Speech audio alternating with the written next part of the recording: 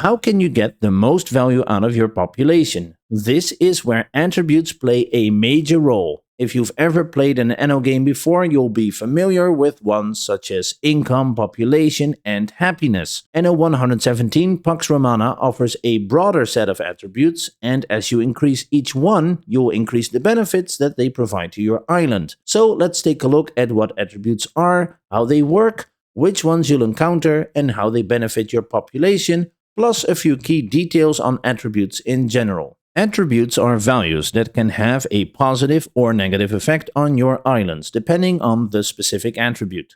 Take health, for example. Having a positive value means you have a healthy and thriving population, whereas having a negative value means your citizens have a higher chance of getting ill and dying.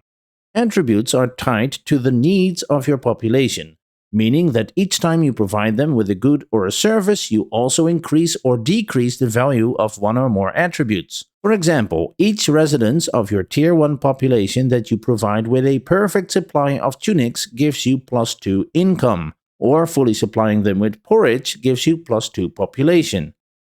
When you hover over a building in the build menu, you can see which attributes are increased or decreased for all affected buildings within range by looking at the section Need Attributes in the tooltip. As you unlock higher population tiers, which have increasingly more complex needs, the bonuses for fulfilling them will also increase.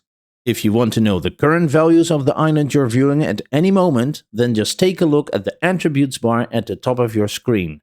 It gives you an instant overview of how your island is performing in a general sense. You'll start out with population and income by default and will unlock the rest as you expand your city. So which ones do we have in total? There are 8 attributes at this time: population, income, belief, knowledge, prestige, health, happiness, and fire safety. I say at this time because there's always the chance Ubisoft adds new ones with DLC in the future, but I'll cover those when they are released, so subscribe if you want to see my coverage when I upload it. Next, here's a quick breakdown of what impact increasing these values has on your islands. Population increases your workforce, which is needed to keep buildings operational, and it increases your income. Income increases your wealth, meaning you have more spending power, primarily to expand your city and settle on other islands. Belief increases your bonuses from the religion system. In short, you can choose a patron god, giving you certain bonuses, which I'll cover to greater extent in a separate video. Knowledge increases your research rate, so how fast you can unlock new benefits, such as having production buildings provide you with additional attributes,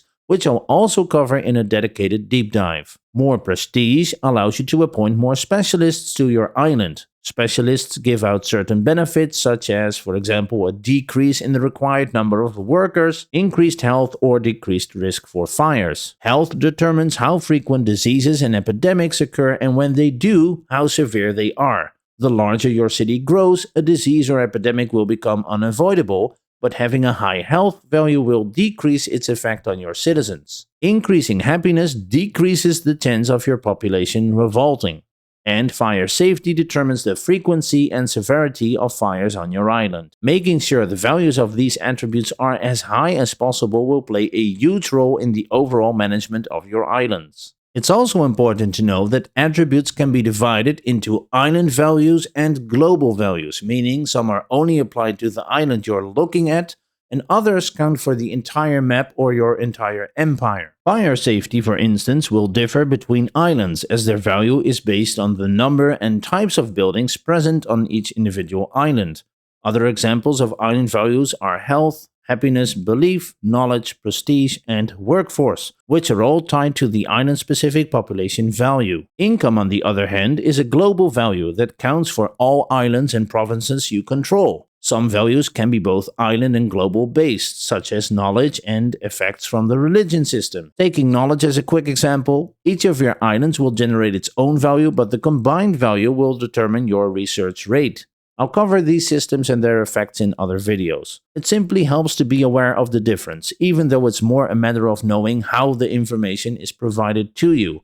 But even more important is knowing how values are calculated. Anno 117 uses decimals to calculate a building's output. For example, when a certain need is only supplied for 60%, it will equally only provide 60% of the attribute bonus. This fishing hut has only recently started bringing in fresh sardines, So when you look at the supply value, you'll see it's slowly increasing its coverage one digit after the decimal, so the income and population attributes are also calculated this way. I hope this has been a good overview about the attributes. If you want to get a general feel for the gameplay, then check out the link to my demo impression video on your screen right now. Don't forget to like the video and subscribe if you want to see my other feature spotlights on Anno 117 Pax Romana. Thanks for watching and see you next time. Bye.